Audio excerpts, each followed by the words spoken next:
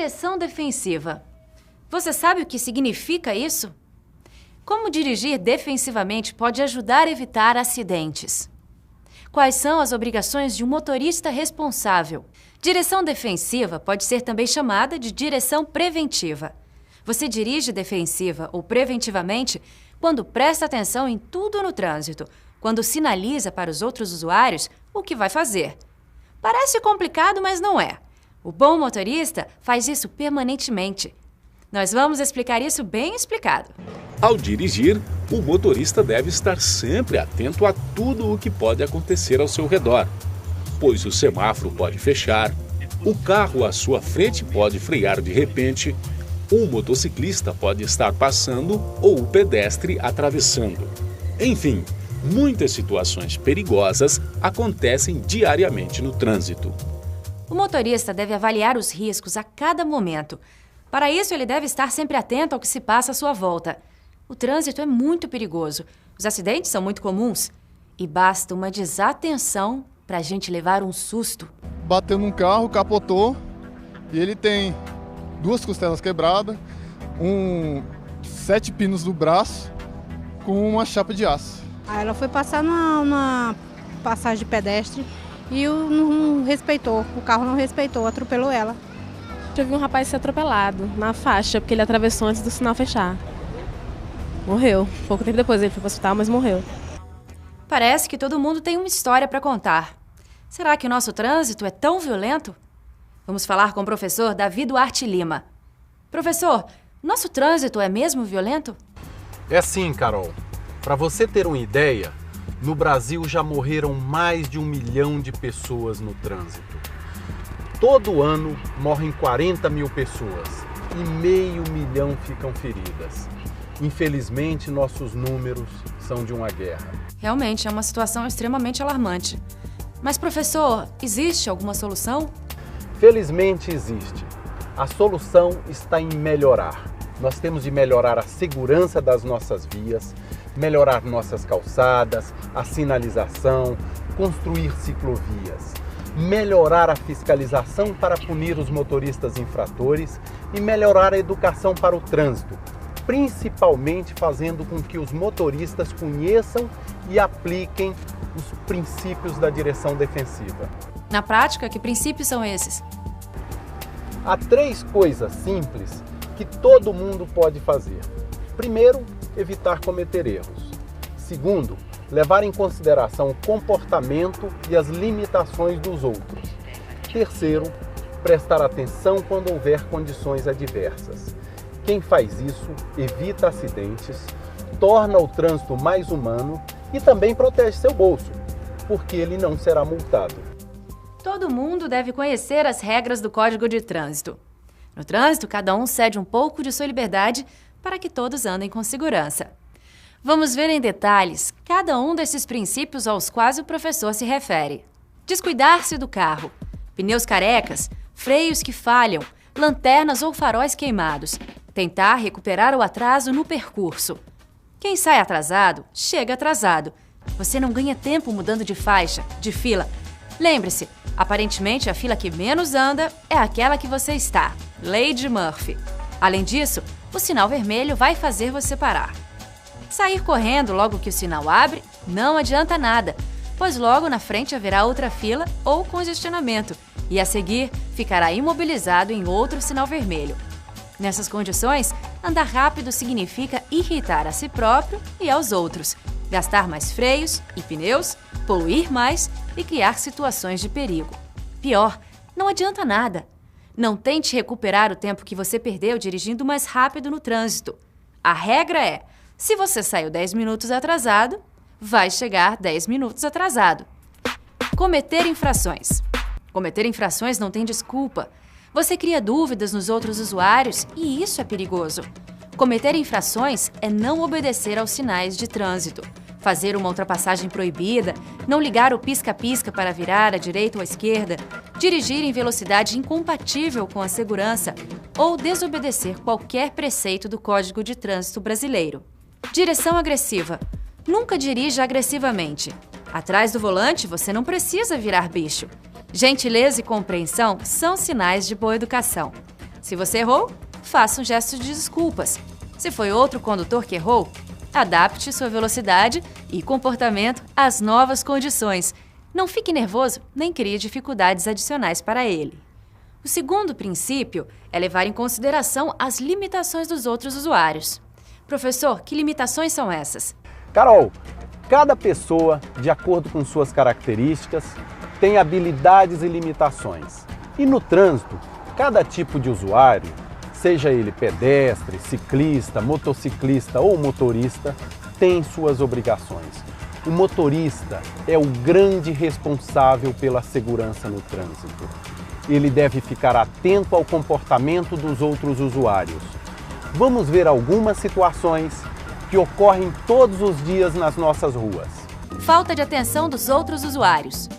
Às vezes tem pedestre distraído, motorista distraído e até motociclista que não presta atenção no trânsito. A maior parte das infrações significa aumentar o risco de acidente. O que você tem de fazer é reagir antecipadamente, de forma preventiva. Há muita gente que dirige embriagado ou fura sinal vermelho. Mantenha a distância com relação aos carros à sua frente. Não freie bruscamente para não surpreender os que vêm atrás.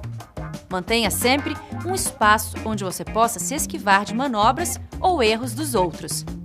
Lembre-se que nem todo mundo respeita as regras de prioridade. Nos cruzamentos, esteja sempre atento. É melhor ceder a prioridade, mesmo tendo razão, que envolver-se em um acidente. A regra é: evitar um acidente é sempre melhor. Limitações dos outros usuários. O que temos de fazer é nos colocar no lugar do outro e perguntar: quais as dificuldades que ele pode ter? Um ônibus, por exemplo, todo mundo enxerga, mas ele não tem a mesma agilidade de um carro ou de uma moto. Pedestres, ciclistas, motociclistas, todos têm limitações. Conhecer os limites dos outros usuários permite que se possa prever o comportamento deles, evitando assim os acidentes. Veja alguns exemplos. Pedestres são os mais vulneráveis. Eles são os menos visíveis. As crianças são impulsivas, às vezes saem entre dois carros estacionados. Ao ver crianças, diminua a velocidade, mesmo que elas estejam na calçada. O comportamento delas é imprevisível. Elas também têm dificuldade de ver o que se passa na rua, porque têm a visão obstruída pelos carros estacionados. Os idosos são hesitantes e mais lentos. Eles têm dificuldade em avaliar corretamente os riscos. Se eles começaram a atravessar a rua, espere que a travessia seja completada, mesmo se o sinal já estiver verde para você. Ciclistas também são muito vulneráveis. Muitas vezes eles ficam espremidos entre a calçada e a rua ocupada pelos carros. Se há uma subida, eles geralmente fazem zigue-zague. Fique atento, pois quando eles viram à esquerda ou à direita, podem esquecer de sinalizar ou olhar para trás. O código diz que os veículos motorizados devem guardar uma distância lateral de 1,5 m em relação ao ciclista. Motociclistas ocupam as ruas de todas as cidades. A maioria usa moto para trabalhar, entregar pizza, entregar jornal. Eles ultrapassam pela direita e pela esquerda e fazem zigue-zague, às vezes em grande velocidade. O capacete é uma proteção indispensável, mas reduz a audição e limita a visão. Alguns motociclistas arriscam passando entre dois carros. Mesmo que eles estejam errados, evite acidentes. Caminhões. Devido ao seu tamanho, são obrigados a ocupar mais espaço nas manobras. Quando viram numa esquina, como são veículos longos, invadem a outra faixa. Eles têm grandes pontos cegos e todo cuidado é pouco. Ônibus. Tem os mesmos problemas dos caminhões.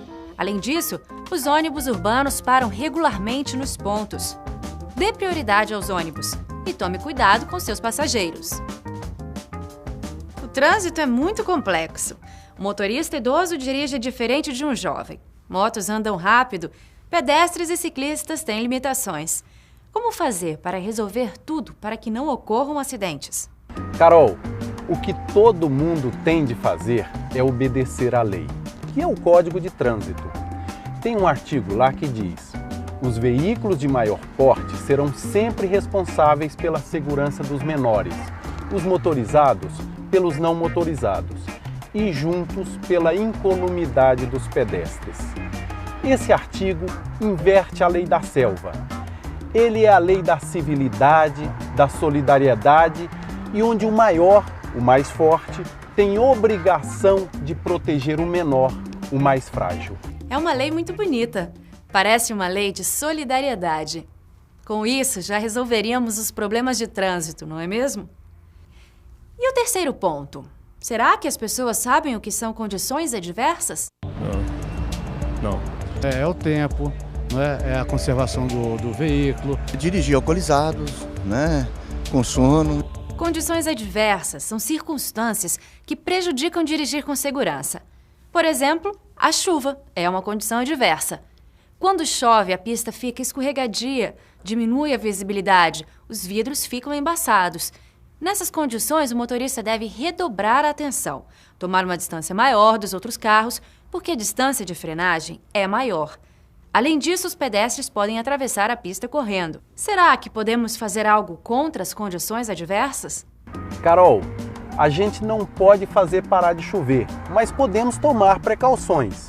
Por exemplo, nós devemos manter nosso carro bem revisado, com freios bons, pneus bons e bem calibrados, vidros transparentes e desembaçados. É lógico que devemos adotar uma velocidade compatível com a situação.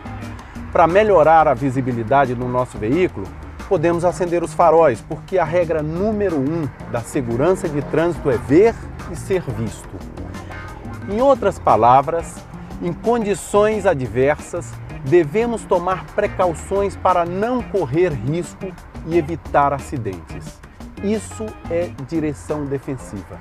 Além disso, nós temos de cuidar bem do nosso carro. Tudo tem de estar em ordem. A parte mecânica, as luzes e os freios. A maioria desses cuidados é simples. Semanalmente calibrar os pneus, verificar o nível do óleo, conferir se as luzes estão funcionando. Se qualquer coisa falhar, pode representar risco. E temos de cuidar bem de nós mesmos. Dirigir estressado ou cansado é perigoso. E muitas vezes, para enfrentar o trânsito numa hora difícil, precisamos estar bem. A gente deve ajustar os bancos em uma posição confortável, ajustar os espelhos retrovisores para ter boa visibilidade. A posição ideal é a seguinte: dorso esticado e reto, pernas e braços ligeiramente dobrados, mais ou menos 120 graus. Essa posição é menos cansativa, além de possibilitar dirigir confortavelmente. Evite ficar muito perto ou muito longe do volante. Segura o volante na posição 10 para as 2 ou 15 para as 3. Agora ficou claro? Dirigir defensivamente significa avaliar os riscos do trânsito, tomar as medidas preventivas necessárias e agir corretamente. Para isso, a gente deve respeitar o Código de Trânsito, cuidar do carro, redobrar a atenção em condições adversas e, principalmente, cuidar de si e dos outros.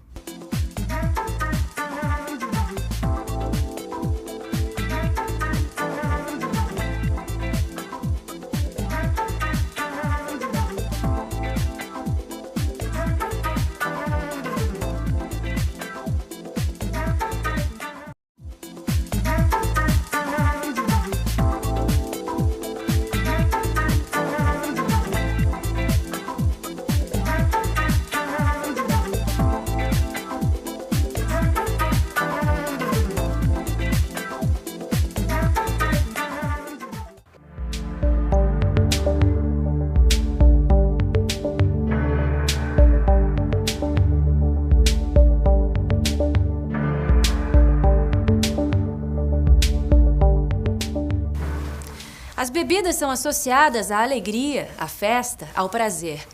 Infelizmente, quando se mistura álcool e direção, as alegrias se transformam em tristezas. O prazer, em tragédia. A festa, em velório.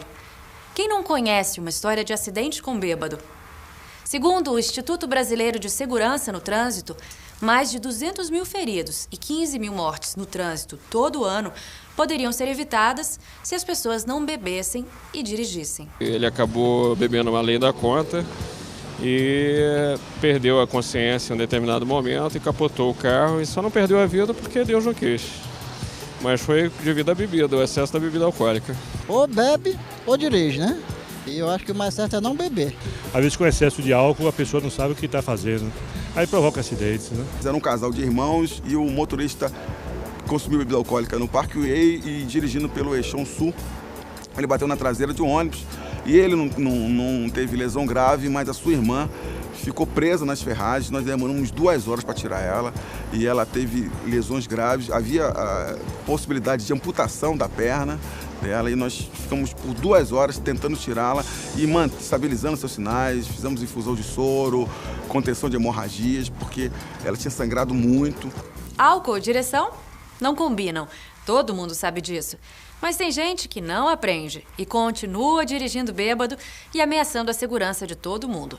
O professor Davi Duarte Lima é pesquisador na área de trânsito e nos fala um pouco mais a respeito. Professor, por que não se deve beber e dirigir? Pois é, Carol, como você disse, álcool e direção não combinam. Os dois não fazem um bom casamento por 3 razões. Primeiro, quem bebe fica com os reflexos mais lentos, demora mais a reagir em qualquer situação de risco. E demorar a tomar uma decisão no trânsito pode significar acidente. Segundo, porque o motorista embriagado muda o comportamento. Ele fica mais agressivo, passa a não respeitar os outros usuários, como motoristas, pedestres, ciclistas. Isso aumenta o risco de acidentes. Em terceiro lugar, no caso de uma pessoa ferida, quanto mais ela tiver bebido, menor sua chance de sobreviver. Cerveja é uma bebida fraca. Se eu beber só uma cerveja, eu posso dirigir?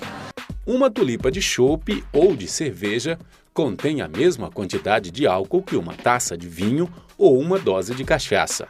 Como o álcool na cerveja é mais diluído, as pessoas bebem um volume maior. Mas atenção, tomar um chope corresponde a ingerir a mesma quantidade de álcool que uma dose de cachaça.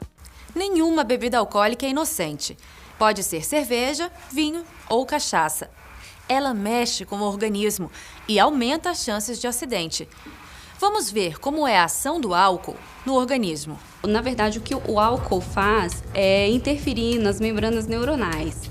Ele, de uma forma geral, ele aumenta todos os sistemas inibitórios do sistema nervoso e diminui todos os mecanismos excitatórios. Nesse balanço, o álcool é considerado, por isso, um depressor do sistema nervoso central.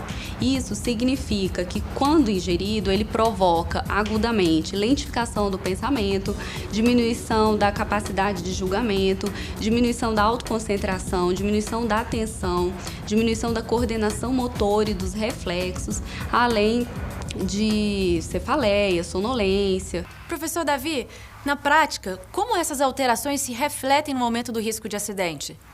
Carol, o motorista embriagado demora muito mais em tomar e executar uma decisão.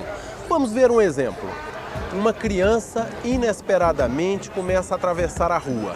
O motorista alerta em perfeitas condições, avista a criança a 40 metros.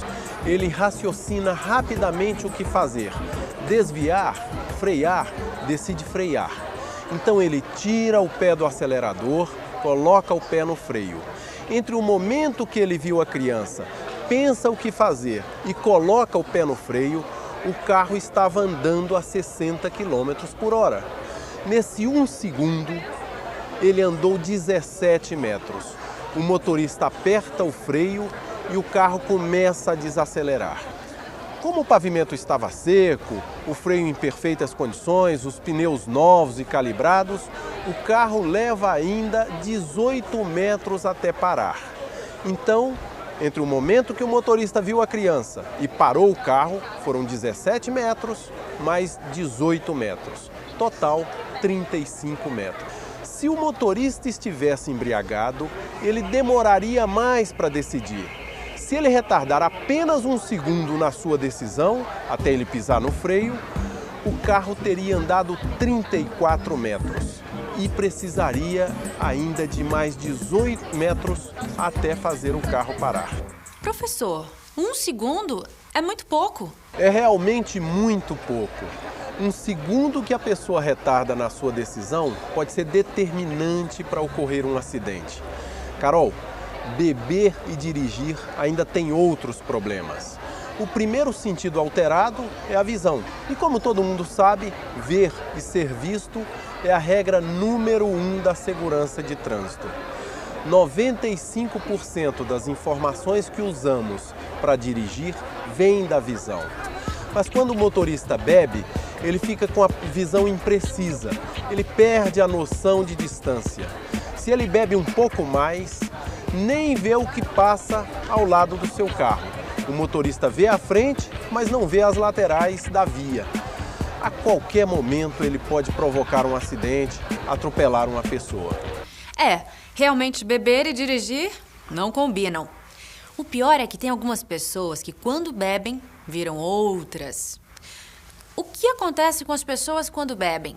Bom, na verdade, o álcool ele age em cima do sistema nervoso central, que prejudica algumas atividades, porque o sistema nervoso central ele é responsável pelo processamento de informações. Então, quando a pessoa bebe, esse momento fica muito prejudicado e vai desde atividades básicas como movimentação, fala, então tende a prejudicar tudo isso. Por isso que dizem que quando a pessoa bebe, ela se transforma numa outra pessoa, porque ela tende a agir sem a consciência dos atos. Quando juntamos diminuição dos reflexos do motorista, visão embaçada e comportamento agressivo, não deve dar em boa coisa. Professor Davi, eu ouvi dizer que basta uma cerveja para aumentar o risco de acidente. Isso é verdade? É sim, Carol. Qualquer cervejinha pode ser um problema. É por isso que muitos países têm programas que eles chamam de alcoolemia zero. Ou seja, quem bebe uma dose não pode mais dirigir. Uma tulipa de cerveja, uma taça de vinho, uma dose de qualquer bebida aumenta em 100% o risco de acidente. 2 doses significam um aumento de 200%. 3 doses, 400%. 4 doses aumenta para 800%. Na 5ª dose, o risco de acidente já é de 1.600% a mais. A cada cerveja, dobra o risco de acidente. O risco aumenta de forma exponencial. Acho que depois de conhecer isso, muita gente não vai mais pegar no volante depois de beber. E o que diz o Código de Trânsito Brasileiro? Vamos falar com Márcio de Andrade, que é da Polícia Militar e professor de Legislação de Trânsito. Professor Márcio, quais são os principais pontos do Código sobre álcool e direção? Se o condutor for flagrado conduzindo o veículo automotor acima do índice permitido no próprio código, que são 6 decigramas de álcool por litro de sangue, ele vai ter uma multa gravíssima, com fator multiplicativo vezes 5, ou seja, é um valor alto, e além disso, ele vai ter a sua habilitação recolhida e a suspensão do direito de dirigir também. Além de todo o perigo de beber e dirigir, ainda tem o risco de ser preso e pagar uma multa. Professor Davi, nós vimos que com 3 cervejas o risco de acidente aumenta 400%. Isso vale para todo mundo? Esse número é uma média, Carol. Nós temos de considerar que as mulheres geralmente são mais fracas para beber. Quem tem menos de 20 anos e mais de 60 também é mais sensível ao álcool. Com o estômago vazio, a bebida sobe mais rápido. Para quem não tem o hábito de beber, às vezes uma cerveja já é demais. É que a absorção do álcool varia de pessoa para pessoa, de um dia para o outro.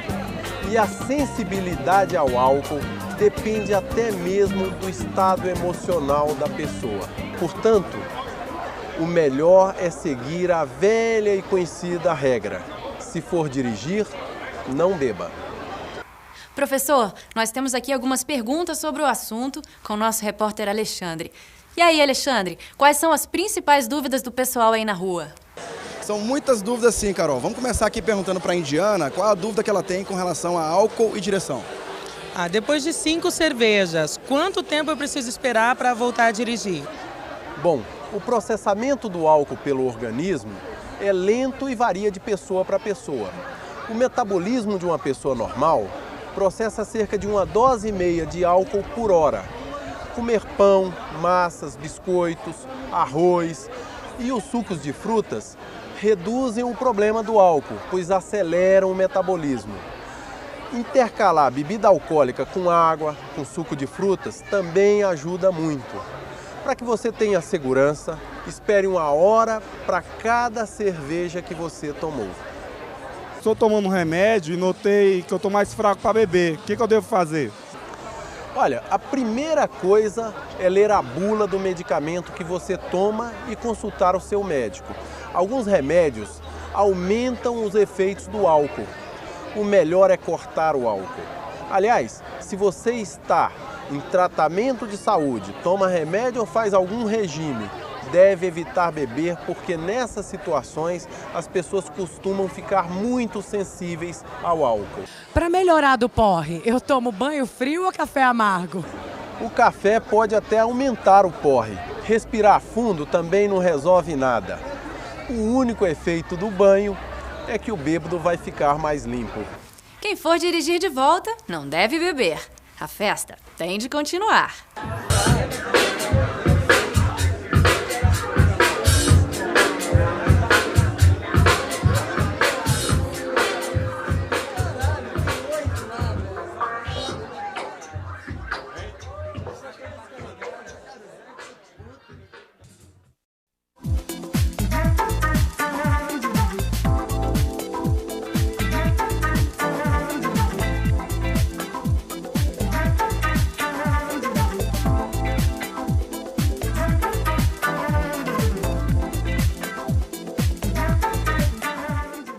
Quando andamos de carro, nós somos protegidos por 2 tipos de segurança, a ativa e a passiva.